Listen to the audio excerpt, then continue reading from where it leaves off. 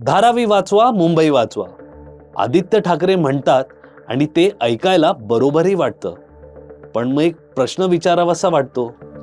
जेव्हा त्यांची सरकार 2 दशकांपासून सत्तेत होती, तेव्हा त्यांनी धारावी बाबतीत काही ठोस पावलं का नाही उचललीत? हा खरोखर झोपडपट्टीच्या प्रश्नाला सोडवण्याचा प्रयत्न आहे, की पुन्हा एकदा तेच राजकारण आणि झोपडपट्टीच्या नावावर वोट बँक पॉलिटिक्स?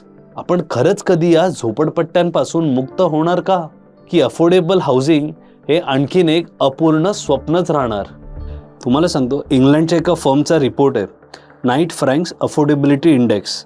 त्याप्रमाणे मुंबईमध्ये EMI टू इन्कम रेशो 55% आहे.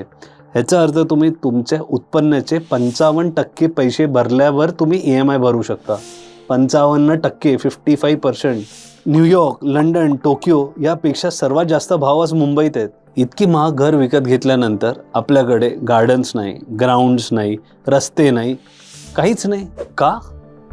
तर आपल्या शहरात आता फक्त झोपडपट्ट्या आहेत.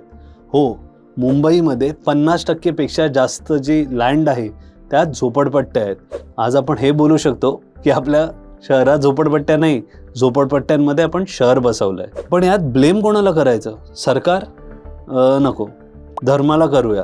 जात? जेंडर? नाहीतर आता ट्रेंडमध्ये भाषेला ब्लेम करूया? नाही ना. या सगळ्यांना नावं ठेवून काही होणार नाही, कारण आपला प्रश्न अजूनही अनुत्तरित आहे. तर आपण खरे प्रश्न विचारूया. कुठून आले त्या झोपडपट्ट्या? शहरभर पसरल्या तरी कशा? कोण राहतं इकडे? हू स्टेज देअर? का वाढतायत ते? आणि हो, कधी संपणार हा झोपडपट्ट्यांचा प्रश्न?